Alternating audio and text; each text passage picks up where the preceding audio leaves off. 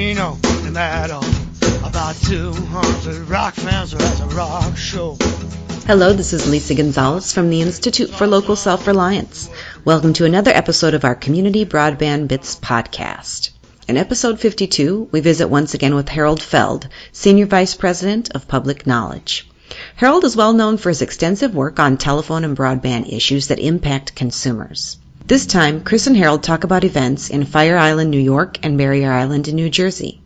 Both communities were hit hard by Hurricane Sandy over 6 months ago, and both are still waiting for telephone and internet connections to be restored.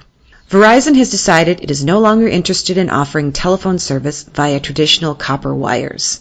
The company has filed an application with the FCC to instead integrate its inferior voice line service. As Chris and Harold discussed, this situation could determine U.S. communications policy as we move forward.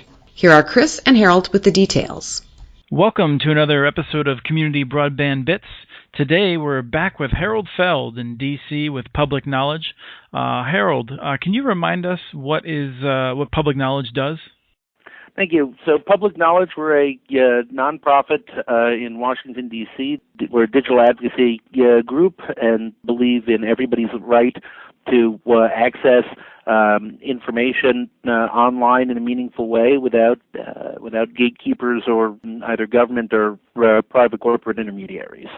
In addition to all of the great resources you have available at publicknowledge.org, you also write a blog that's semi-famous. It's totally famous in our telecom world, Tales from the Sausage Factory. So encourage people to check that out. I don't think we noted it last time. Yes, thank you very much. So we wanted to talk about Fire Island and an area that was impacted by Sandy. Can you tell us why this island is suddenly something that's really important to you and me? Yes, well, it's Fire Island is one of the little barrier islands that's in fact just off of Long Island, just a little bit outside of New York City. It was devastated by Hurricane Sandy, as was another barrier island in New Jersey called Manalocking, which is on the New Jersey barrier island. And in those cases, the copper wires for Verizon's standard telephone service and their DSL service were totally destroyed. And Verizon has decided that they don't want to replace the copper lines for these places, and for these communities, for various reasons, they're not going to rebuild the copper. They're going to offer a different product instead. Okay, so why is that a big deal? Well, this is a big deal because we've never had this before where the telephone company, which has been a regulated public utility, says, you know what, I just don't want to rebuild my network. Instead, what I want to do is offer you a different product. In this case, it's a wireless product, which kind of sort of does the same things, kind of. There are a bunch of things that it doesn't do. And we're just going to roll that out instead of the traditional copper product, even if you have been relying on the copper product until now. So this is a very big deal because for the first time in 100 years, the copper lines come down and they don't go back up again. Right, and just to, I think, really explain what this service, this voice link is what Verizon's calling it, what it is.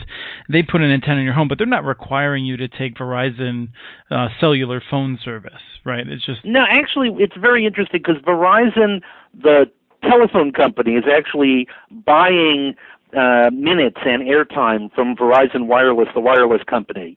And what Verizon is doing is taking a little box and finding the place in your house that has the best wireless reception and putting what they call the device, this little box, up on the wall. And then they plug your home phone network into it.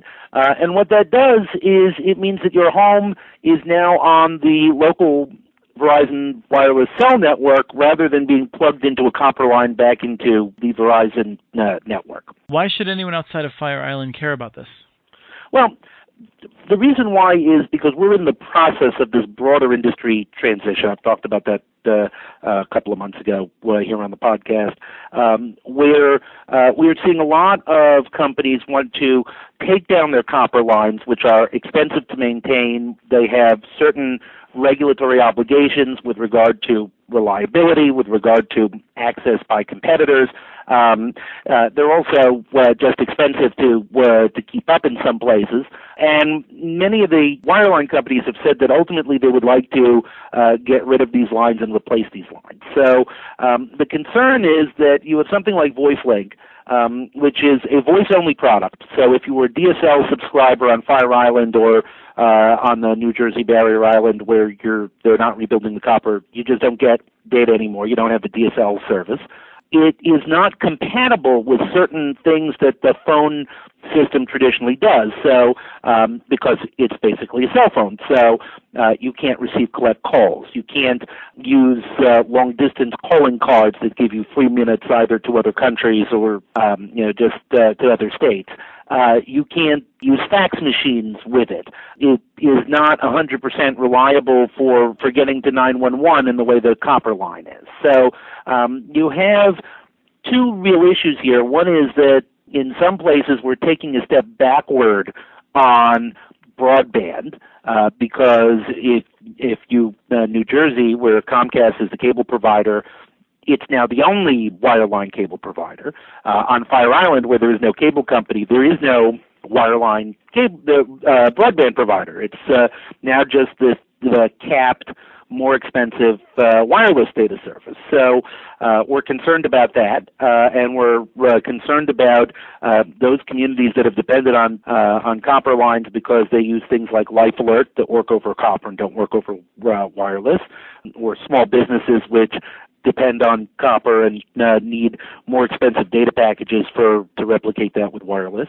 And the reason we care for outside of Fire Island and the barrier island of New Jersey is the concern is, so as companies take down their copper lines, is this what the substitute going to be? Is this the future for not just the several hundred people who live in these communities, but for the 10 million people who are in Verizon's copper footprint? Is this the future for people who are in Florida, the Gulf states, where they have copper lines, they don't have any kind of fiber, where the phone company might say, well, you know what, I just don't feel like rebuilding the copper.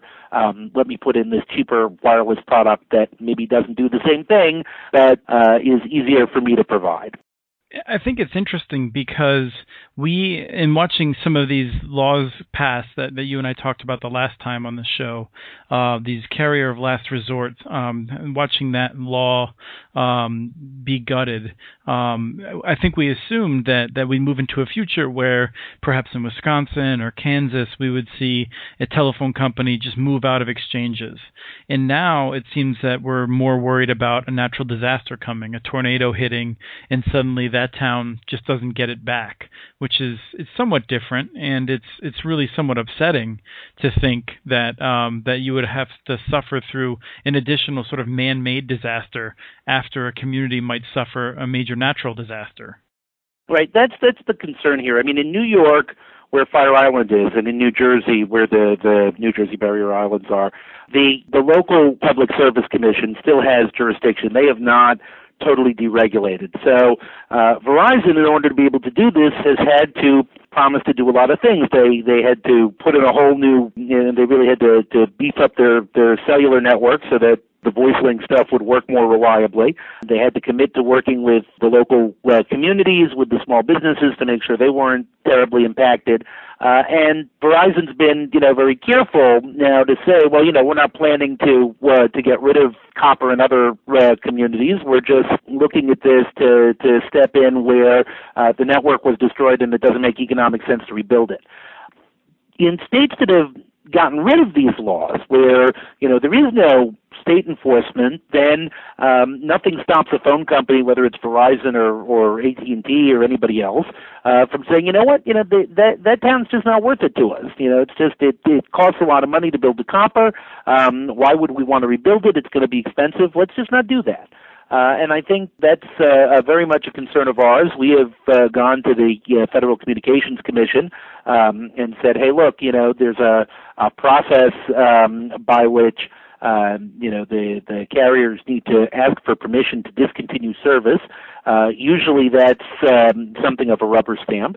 But you ought to look at it and, look at the potential, particularly for hurricanes this year, to destroy a lot of, communities in the Gulf Coast or other places where, networks could be wiped out. The FCC needs to be prepared to be a backstop and tell companies, okay, you need to provide adequate service.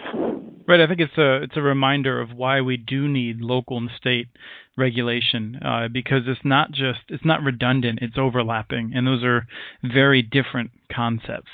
I want to finish up with you mentioned something to me previously in terms of just the insanity of, for instance, in Florida, where the state law limits the ability of communities to build their own networks, and now they're making it very easy for a Verizon or an AT&T to exit the market.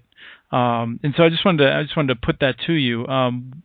Absolutely. I mean, when you look at something like Fire Island, for example, that's exactly the kind of place where, you would think that it's a small community, but it's a vacation place where a lot of people, the population is 300 permanent residents, and then about 2 million people visited during the 4 months of the tourist season.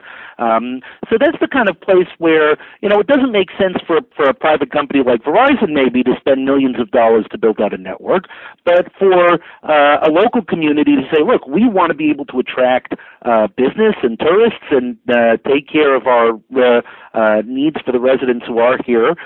It's actually not that expensive now to build some of these fiber networks or some of the other alternative networks. Let the community, if they want to provide service, build the network. I mean, a community may decide, look, you company, that wants to serve big cities may not think we're worth it, but we think we're worth it. Why not let communities invest in their own network?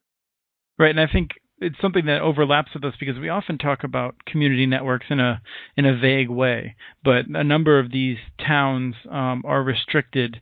A number of towns across the United States are restricted specifically from providing telecommunications services. And so while some communities in Missouri, for instance, are able to build networks that offer broadband and internet service, they cannot offer the other services. And so I think this is a reminder that these services are each independent, and communities should have full authority to build any kind of network that they believe is necessary. Well, absolutely. I mean, look, the real lesson of this is it doesn't make any sense to say, here are places that these companies don't want to serve. Oh, that's fine. That's a business decision. But here are communities that want to serve themselves. It would be unfair to let them compete with these companies that don't actually want to serve them. I mean, that just doesn't make any sense. The reality is that the companies that have pushed for these laws to prevent communities from serving themselves have traditionally been afraid of being embarrassed by what these communities can offer that shows up these networks, as we're seeing in places like Chattanooga, where people can get, or Lafayette, where they can get much better service than they can from the private companies, or smaller communities that nobody has until now really had an interest in serving, except the people who live there want to be served. Thank you so much, Harold, for coming on. We always like to hear what's happening. I think you have a terrific way of putting these events in context as we continue to muddle through the transition that, as you said, we're going to go through it regardless of whether we're prepared or not. So let's pay attention and get it right. That's exactly right. As I say, I was talking to Verizon folks, and they say, what happened in Fire Island and New Jersey Barrier Island, that's not our plan for our copper footprint. That just was something that happened before Sandy. Well, you know what? The problem is, before Sandy, I'm sure that wasn't even their plan for Fire Island. But things happen, and we need to be prepared, and we need to deal with this transition in an intelligent and thoughtful manner, and make sure that we don't take a step backward in this country for communities, whether they're big communities or communities with only a couple of hundred people in them like Fire Island. Right. Actually, we were born with this handicap called consciousness, and we need to use it to plan for coming mistakes or errors or problems, right? That's exactly right. And having seen it happen once, we shouldn't assume that's a one-off. Right. Well, thank you so much. Have a great day, and we'll talk to you again soon. Great. Thanks very much. For more about this pivotal situation, visit publicknowledge.org, Harold's blog at wetmachine.org, or muninetworks.org. We are also following the story as it plays out. Please send us your questions and comments. Email us at podcast@muninetworks.org. Our handle on Twitter is @CommunityNets. This show was released on June 25th, 2013. Thank you to the group Eat It Joe's for their self-titled song, licensed using Creative Commons. Thanks for listening. Eat at Joe's.